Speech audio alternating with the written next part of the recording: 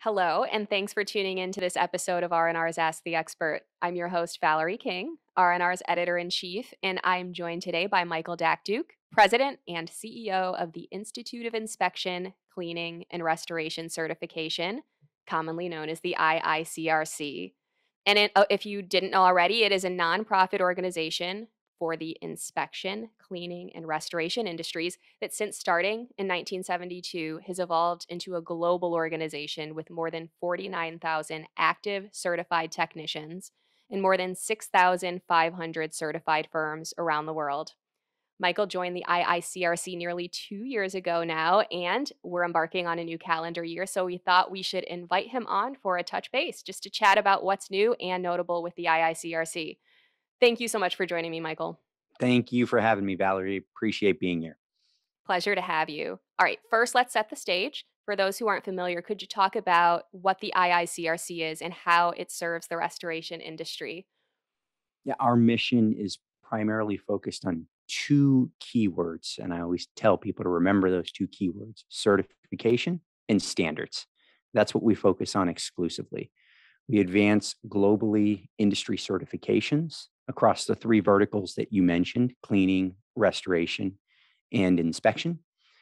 And we also advanced accredited industry standards. And we're particularly proud of being accredited by the American National Standards Institute as a standards developing organization. Very good. Now, can you clarify your role with the IICRC and what your focus areas are?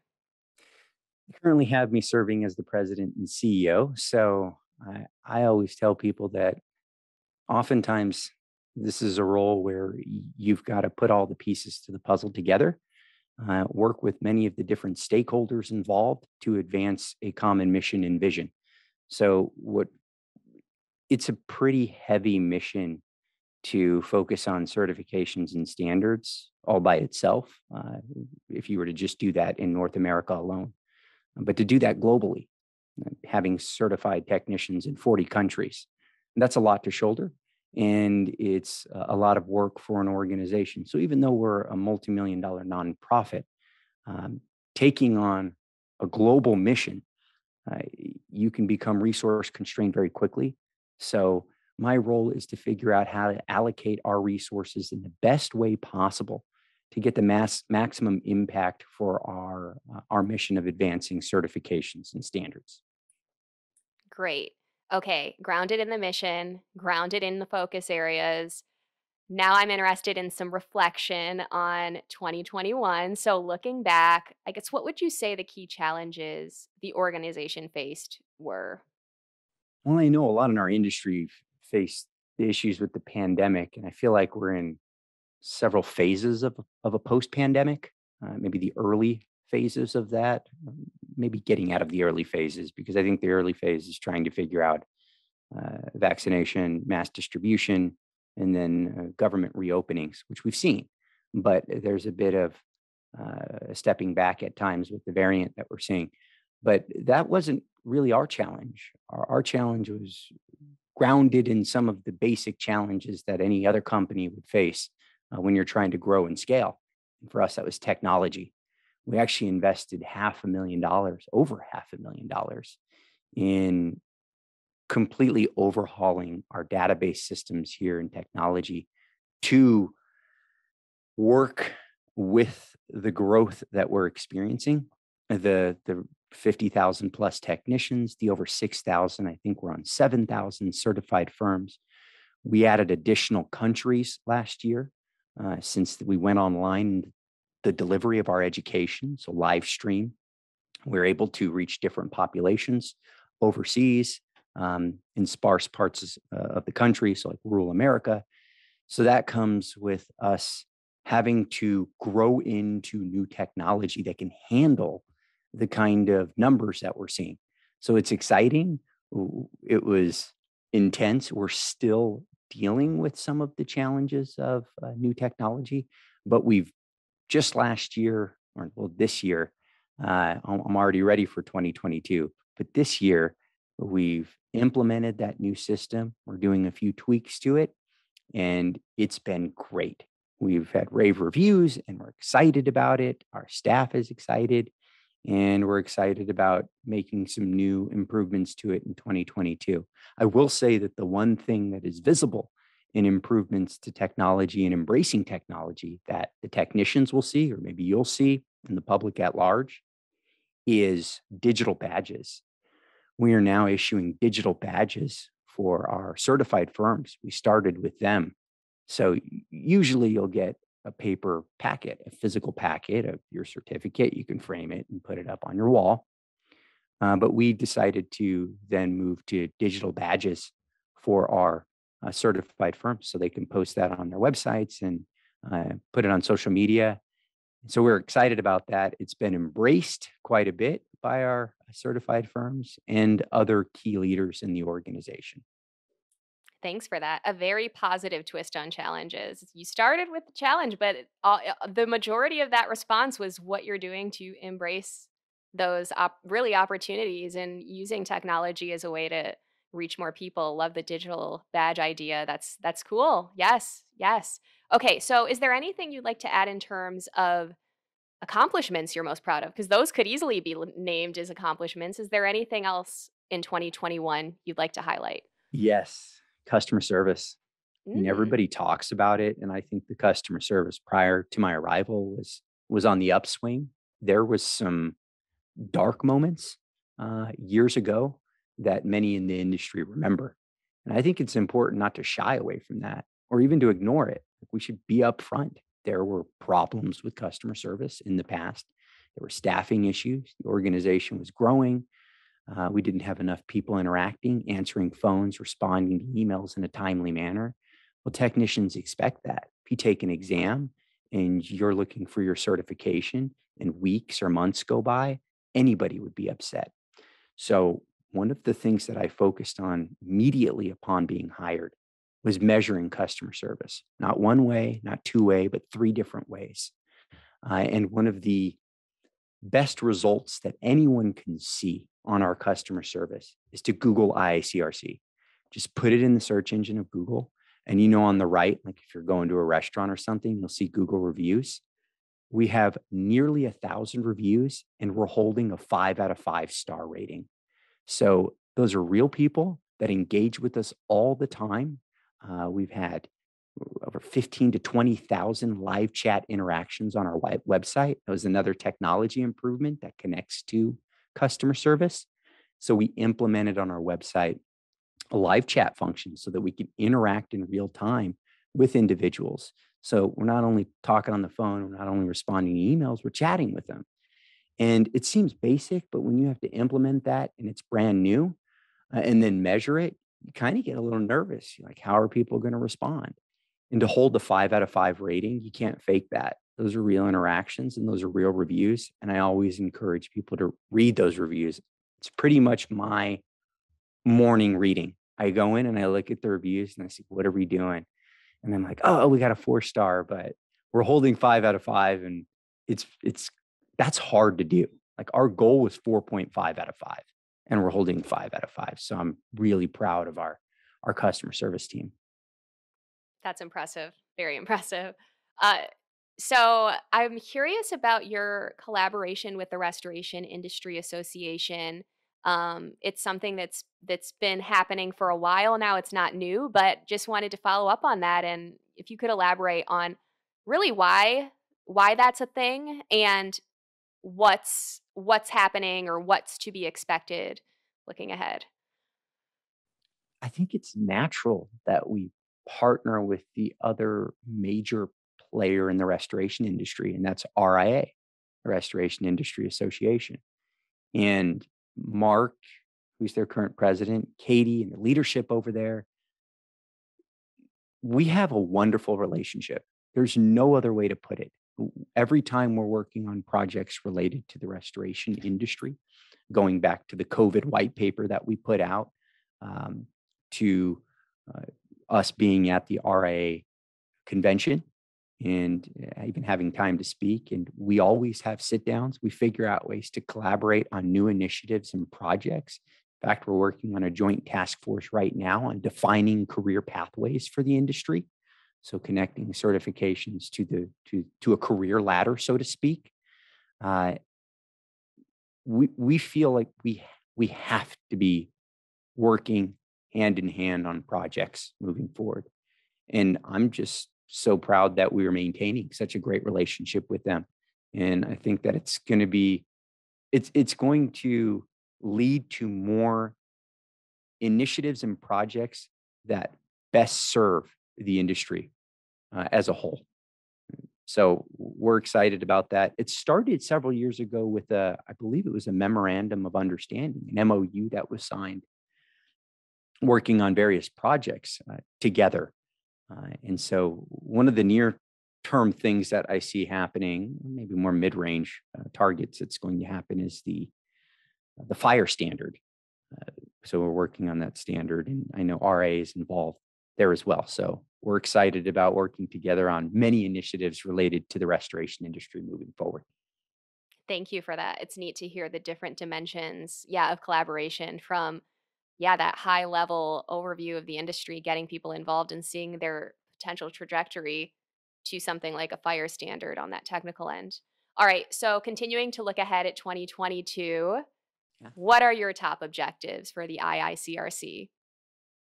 Well, every year we go through a strategic plan. I've been involved in the development of 1, 3, 5-year strategies. I'm a big believer in 1-year strategies now, because I think the environment changes so quickly. Generally, your vision and mission give you enough of a long-term kind of guidelines to follow, that you'll find continuation in your year-to-year strategies. Usually, if you need to continue something, and we have 4 strategic priorities this year. 2 are a continuation from last year. And technically, we're concluding the first quarter of our current fiscal year. It starts in October. So we're not connected to the calendar year, our fiscal year. So January will be quarter 2 for us. So we're kind of already in FY 2022 for Iicrc. The 2 things that we continued from last fiscal year to this fiscal year, is accreditation. And I mentioned earlier at the top of this conversation that our standards are accredited. Well, in our industry, we've never had accredited certifications.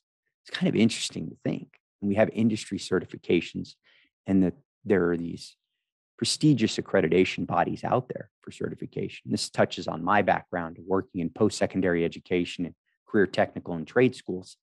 Accreditation is very important sign of credibility, really, when you get that from a third party. So we are seeking in the next calendar year to be the first organization in this industry that has accredited standards and an accredited certification.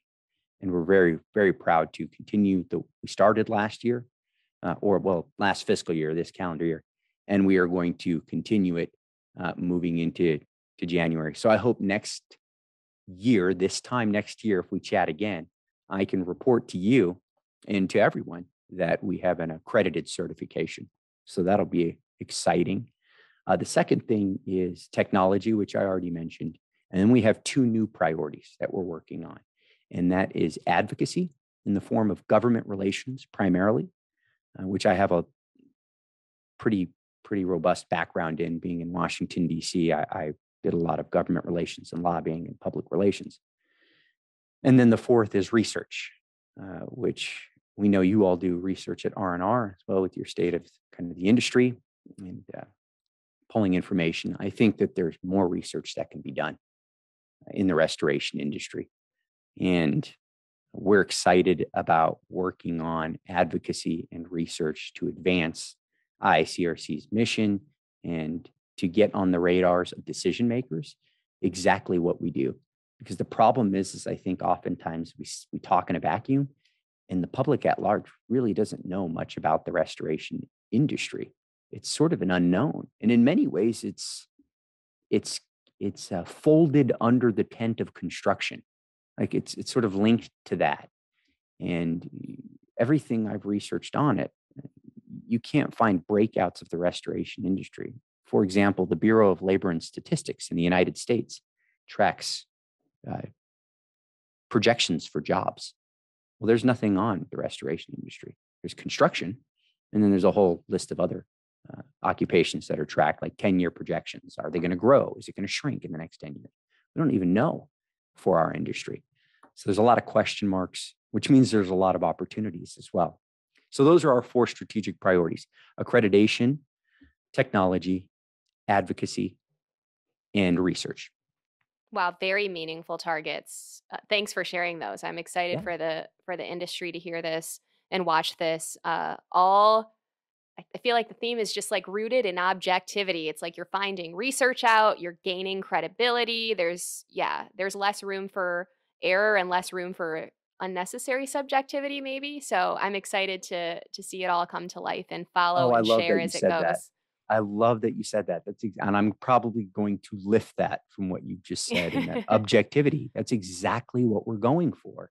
We want other groups, other organizations to recognize us and recognize the value that we bring. And that means that we're going to have to be more transparent, and we're going to have to be more open and show what we're doing and be proud of it, but also always be improving. And I think we're really excited about that quality improvement and kind of the stamps of approval that come with it. Very good.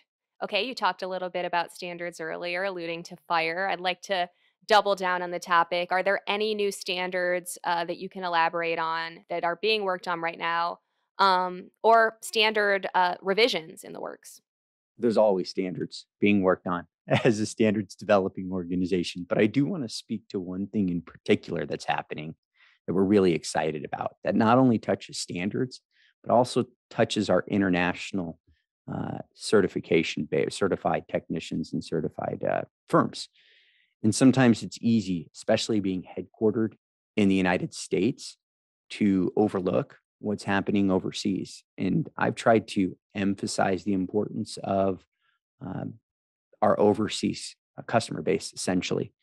And one of the things we're doing, and we recently kind of received the green light or approval on, and that was the counterpart to the American National Standards Institute, ANSI, which is who we're accredited by, is Standards Australia for Australia.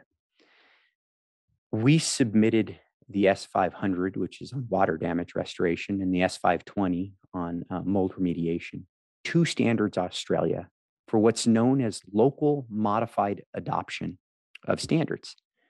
And so that's just a fancy way of them saying that they're willing to look at, if you apply, the adoption of a standard outside of Standards Australia.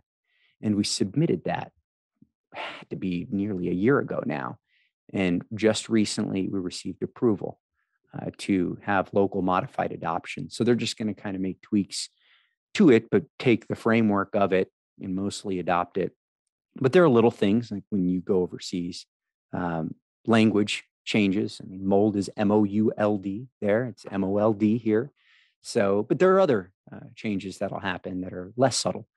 And we're excited about doing that. When we initially filed our applications for local modified adoption for Standards Australia, we had 150 letters of support from Australians and folks in New Zealand. So that's kind of the next step for targeted growth overseas and doing things vastly different than we've done before, because we've never actually received recognition from an overseas body. So that's exciting. That is exciting. Congratulations. Thank you. Thanks for sharing that. All right. Okay, so trends, that's always a fun question to ask. So, what top trends are you anticipating within the cleaning and the restoration industries looking ahead, especially as we're thinking about 2022? I think one of the most fascinating things, and it's not just the restoration industry, I think it's everyone, and that's how we're going to embrace technology.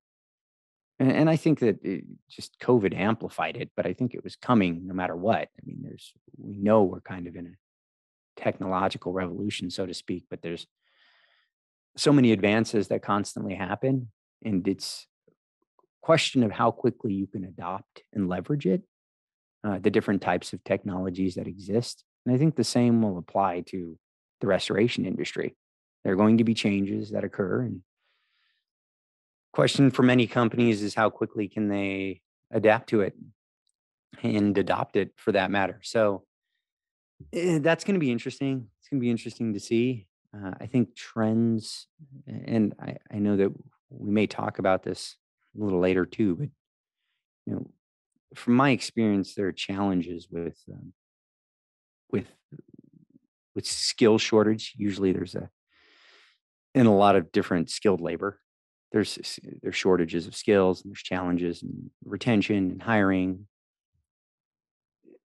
I think this is where it's incumbent upon not only the companies that are out there that hire restoration companies, but also us as the institute to start to look at that and start to do additional research, which I know is a priority of ours. And I just mentioned because we need to know eh, how bad is it? Like, how difficult is it for the hiring and challenges that exist? Um, because from my experience in the past, I think that is going to be a challenge moving forward. But is it one that's abnormal? Because in all of the trade industries, they experience the same thing. They all have that as a challenge. So I think that there's going to be some interesting trends there that some people might consider. A trend can also be a challenge too. Like, it'll be a challenge, but is it a normal trend that hiring is difficult? And then if you know that, then you can sort of address it.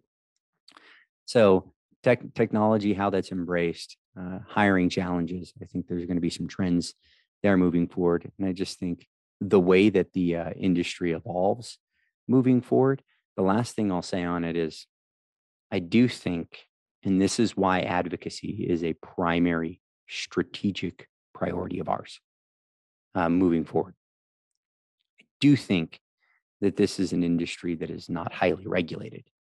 And I think it's only a matter of time for an industry like ours to be regulated. Heads of government will take notice when you're working on property damage, anything that impacts health, the health of the environment, the health of individuals. Usually, um, I won't even say usually. I think it's fair to say that the vast majority of the time, regulations follow. It's just a matter of time. And so I think it's better that we're ahead of it as opposed to being reactive when regulations come down. And that's something we're tracking already, mostly with mold remediation and mold assessments. There has been a lot of movement, not only in the United States with regulations and laws, but also overseas. So I think that's coming. Wow, very thoughtful trends and challenges. Even your questioning of like, okay, staffing, workforce challenges, but let's make sure that we're truly and analyzing those with a deep and also kind of a broad perspective. I like your take on, okay, well, what else is happening outside of restoration and how does it compare or contrast? So exciting times, but no shortage of challenges to tackle and trends to keep tabs on. Anything else while we're on the topic of looking ahead? Notable initiatives, anything else in the works that we haven't touched on yet? And I think that was pretty thorough. So I can yeah, agree. no, I'm sure there's more, but this won't be our first or last conversation. So yeah, Absolutely. we're excited about the strategic plan moving forward into 2022. Awesome. I'd love to dive deeper into your background, Michael, just because you Sure, talked yeah. a little bit about it, but it's a unique, I think, a valuable perspective and set of experiences before you join the IICRC. So could you share a bit about your path to the IICRC and what exactly you were up to before? Certainly. So prior to being hired on about 2 years ago, I was running a trade association out of Washington, D.C., that primarily worked on government relations and advocacy related to career, technical, and trade education. And that encompasses HVAC technicians, welders, but also any other sort of profession that connects or education that connects directly to a profession. So probably less liberal arts, or definitely less liberal arts and more like nursing, cybersecurity. So not only vocational or skilled trades, but also some of the other skilled professions um, and the education that is required before you get into a profession like that. I also sit on the board of a nursing school, and I've worked a lot on veterans policy. So any sort of policies, mostly education and economic policy related to military veterans transitioning. So I've worked a lot on, most notably, the post 9/11 GI Bill, which is probably over $70 billion has been allocated to that, and well over a million military veterans have taken advantage of that program, which is akin to a full ride scholarship. Uh, and so I worked quite deeply on that program and very passionate about veterans issues. I'd served in the military, back in the Marine Corps in 0408, where I deployed to Iraq and Afghanistan before transitioning out and working on veterans policy, and then post secondary education, career technical and trade policy, and then economic impact stuff related to veterans, but also adult learners and adult students. So that's how my connection to the Iicrc comes into play. A lot of post secondary education work, but then I also got fascinated in kind of skills based learning and the, like a sub bachelor degree level education and the value of those credentials, which I think gets overlooked quite a bit.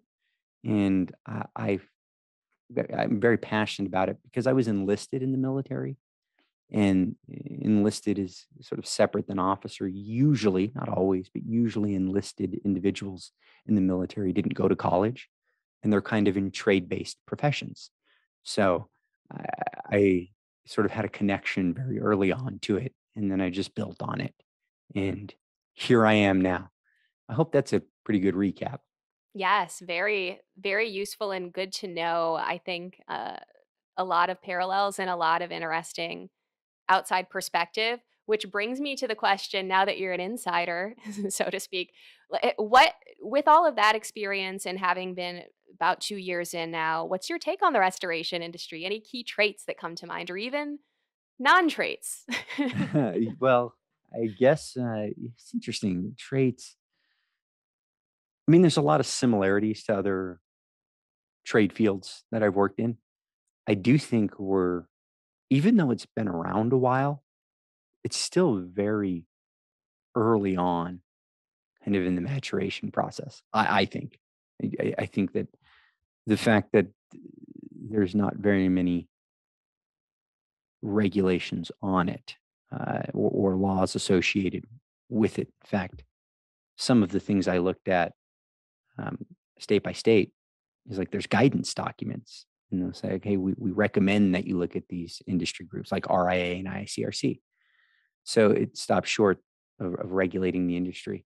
So it's kind of that tells me we're still in the early stages of where an industry will be, because the larger an industry becomes, it's inevitable that there's more focus on it.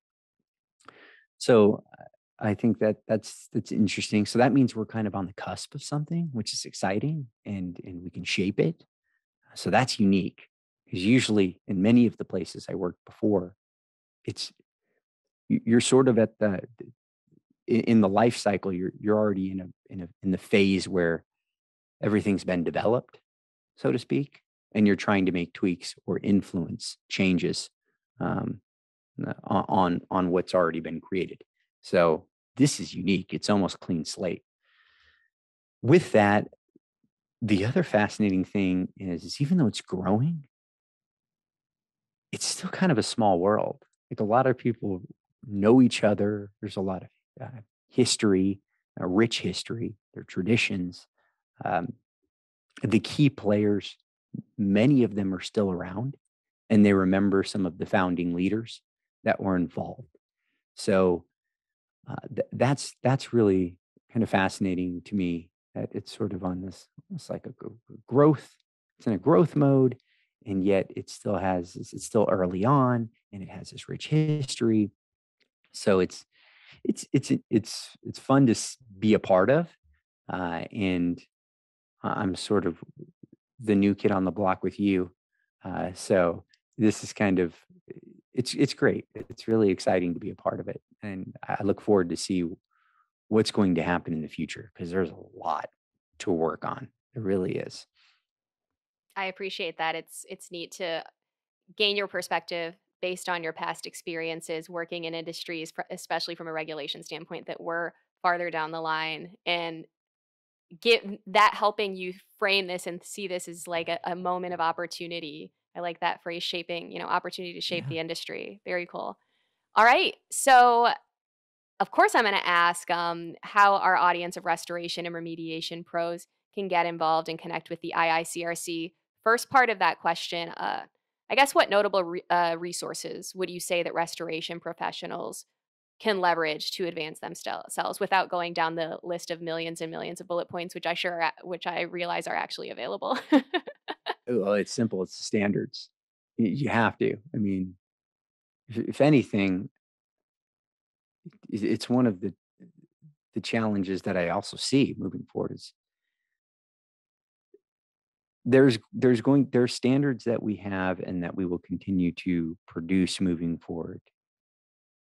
And it is the responsibility of technicians to embrace them and to be a part of shaping them for that matter. I mean, these can be influenced by the public. There's a public comment period associated with it. Individuals can volunteer. So it's important for us as an industry to shape them and then also to utilize them in the field. Really important. So I think that's really key moving forward. So I think I always emphasize the standards. Although I will say that we have a responsibility to improve accessibility to our standards. And I mentioned earlier on technological improvements and the investment of over $500,000 in reshaping our systems. One of them that we're still working on is our standard subscription web store and website. So we are about to pretty much fix that, and we've heard that there are challenges with it. We agree. We're going to fix it now so that it can be easier to access the standards, share information, highlight information. If you have a digital standard for that matter, or if you purchase a physical copy of one. But I think that one's really important, um, especially moving forward. And that's something that we're going to use with advocacy too. We're going to advance the industry standards, and we want to hold up how our industry is using them and embracing them. So that's number one. Of course, there's iicrc.org, and we have a series of white papers and information that individuals can constantly look at. Of course, R&R does a fabulous job of always capturing the information that we put out. So uh, they can also go to you and they'll see That is exactly what we have. correct. Awesome. Thank you. Thank you for highlighting that. Yes, we're always happy to partner and share the important opportunities and resources and developments and announcements that IICRC has to share with the world. Speaking of sharing, kind of from the opposite end, what can restorers do, or how can they? What steps can they take? What are the opportunities if they want to help the IICRC in its mission? What can they do to get involved and give back? No shortage of committees to volunteer on. Like any other organization, we are a nonprofit, and we really encourage all of our stakeholders, our leaders, our certified technicians, the firm owners and managers and employees to get involved by volunteering in committees, meeting us at trade shows, finding out how you can get involved in one of our various committees, whether it be the development of exams. Um, we have technical advisory committees, exam revision groups. We have, of course, numerous consensus bodies that fall under the standards committee. So there's no shortage of ways to be involved. It's more about how involved our leaders want to be. I find that, and this is happens in pretty much all industries, the more you start to climb the ladder and be uh, involved in a specific profession, you want to give back, you want to volunteer, you want to advance your profession in the industry at large. And so, one of the things that I will touch on is that this sometimes in nonprofits, you you have a challenge of volunteerism. We don't have that problem. We have so many subject matter experts and individuals that do want to get involved and give back. So I think that's exciting for me that we have that, um, because I've been a part of organizations where it's difficult. and you have to wrangle folks and get them involved. And we don't have that here. Great highlight. That's such a great, yeah, that really does speak to the passion. I even personally as new editor of R&R, I guess I gleaned that and grasped it right away. Like, wow, this seems to be a passionate industry, and over again, that seems to ring true. So, as amazing as it is, now that I'm 6 months in, I'm not surprised to hear that volunteering is not a challenge of the organization. So that's great.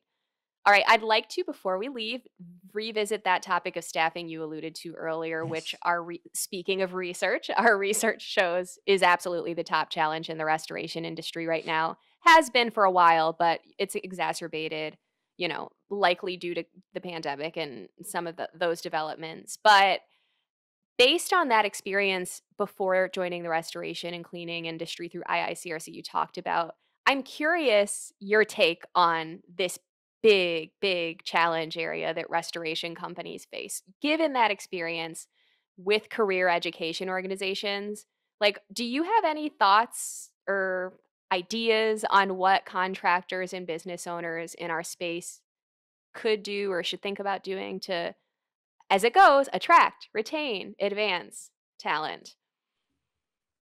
It's a tough one. And it's tough to answer because I think about the construction industry, some of the various other industries we've been a part of, and even sometimes on the periphery, but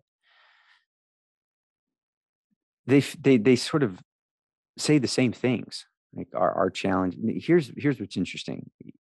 Part of it is figuring out.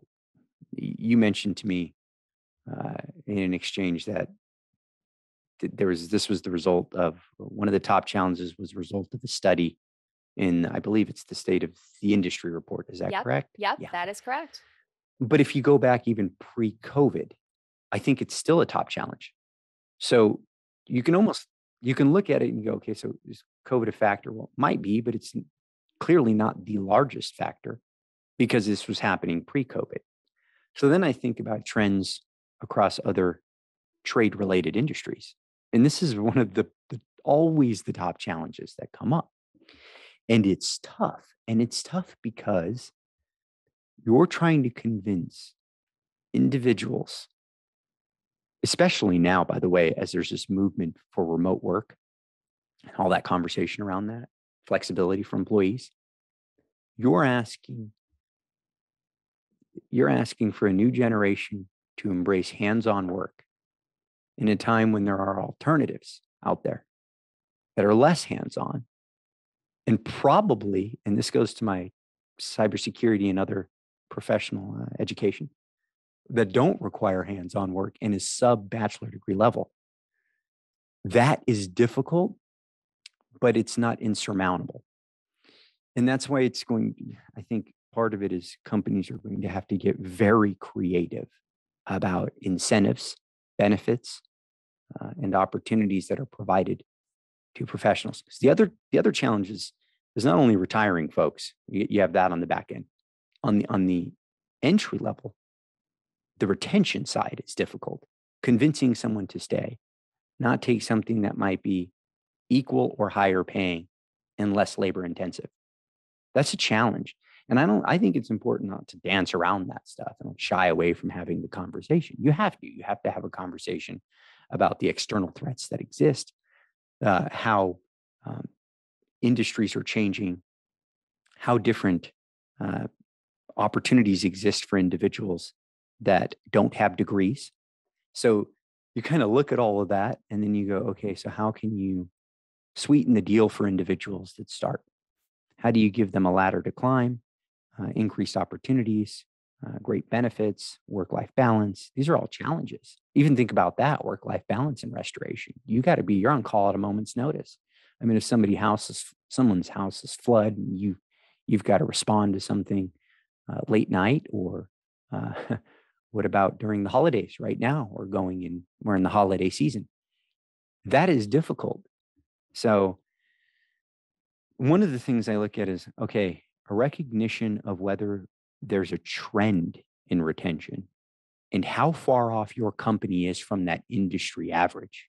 That's important because you might think that it's a greater challenge than it actually is. That would happen in other trade groups or trade fields I worked on. Some of them would kind of get super excited and go, oh my gosh, I mean, we're not retaining enough. This is bad. So what's the industry average? It might actually be okay. It feels like it's worse than it actually is, but there are more companies worse off than you right now. So now how do you address this issue, understanding that you are not actually as bad as you think you are?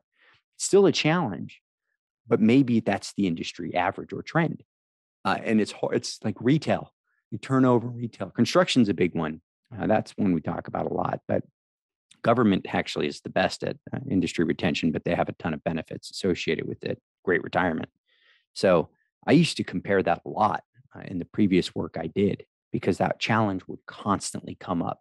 So I'm not surprised that it came up in your study. And I'm going to venture to guess that it will continue to come up.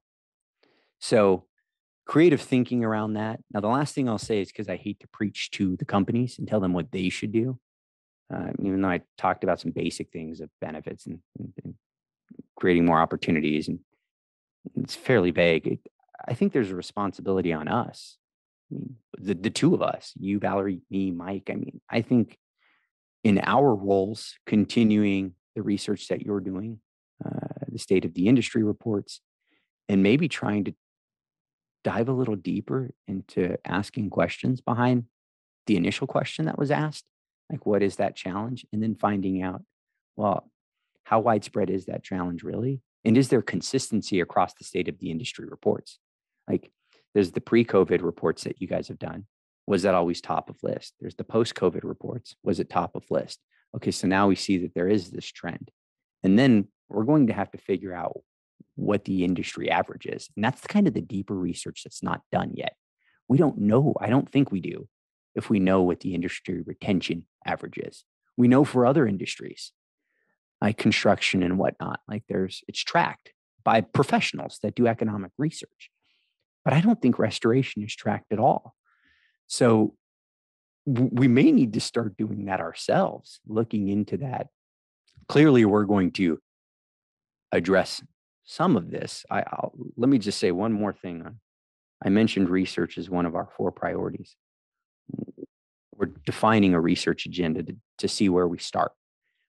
And we thought pretty deeply about maybe exploring job demand in the industry. And I think eventually retention and things like that, because I think companies and certified firms and the industry at large would be interested in knowing, like, what are the job trend demands for restoration professionals? Is it on the incline? Is it flat? Is it declining? Is it different based on the region of the United States or world that you're in? Because that's the kind of research that helps out companies when they make business decisions, or if they're about to make a market expansion, like if you're going to franchise out, open up a new satellite office or whatever it may be. And so I think we need to start doing more research to inform the industry. So not clear enough to provide, but I hope that I sort of tried to address some of the that question that you asked. No, I appreciate that. And the critical thinking and diving your appreciation and interest in diving deeper into the existing questions and challenges, questioning the questions or the assumptions, and not and even beyond that. Okay, great, that's a thing. What's next to better understand it. I think there's a lot of opportunity and a lot of room for creativity. To your point, so that was a very helpful answer, and I'm sure our audience will find their heads churning as mine did. Is there anything else before we sign off that you wanted to highlight? This has been great.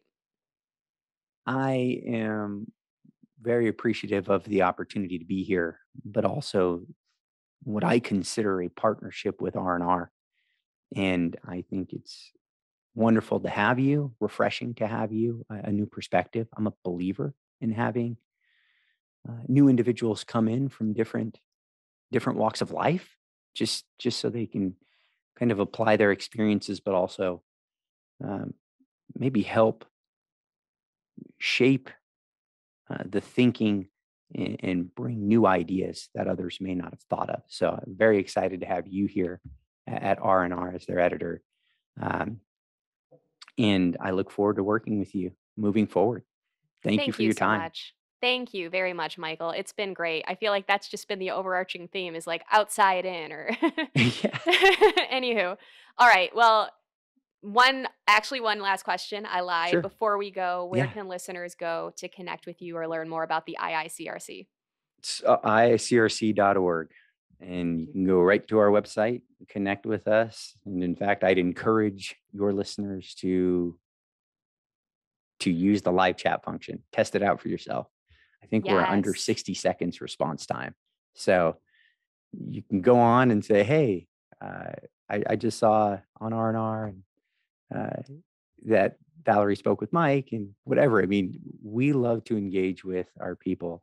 And I think that it's exciting that we have that function up there. And it's proven that we've been successful. I mentioned we measured it 3 ways. I told you Google Chat, but just so you know, we have Yes. an over 92% live chat satisfaction rating when My people interact with goodness. us. So go on You all there, in these interact. stats. Well, yeah, well, I love it. So I get excited about I that I one. I really, really do feel your passion and interest in keeping track of your ability at IICRC to serve the customer Yes. and your enthusiasm. That's awesome. Thank you again, Valerie. I really appreciate it. Absolutely. This has been great. I've learned a lot and I feel like I've just spoken to an economist. I know you do have background in working with economics, but it's just been so insightful. So thanks. And listeners and viewers, for more insights on restoration, remediation, and the people behind it all, visit our website, randrmagonline.com, Apple, Spotify, or YouTube. If you haven't yet, please be sure to follow the podcast, and that's how you'll keep up with all of our latest episodes as they come out and you'll be alerted. Also, if you could give us a quick review and rating, we'd so appreciate it. We are also on LinkedIn, Twitter, and Facebook, so we invite you to follow us there too. This has been R&R's Ask the Expert. Thanks for listening.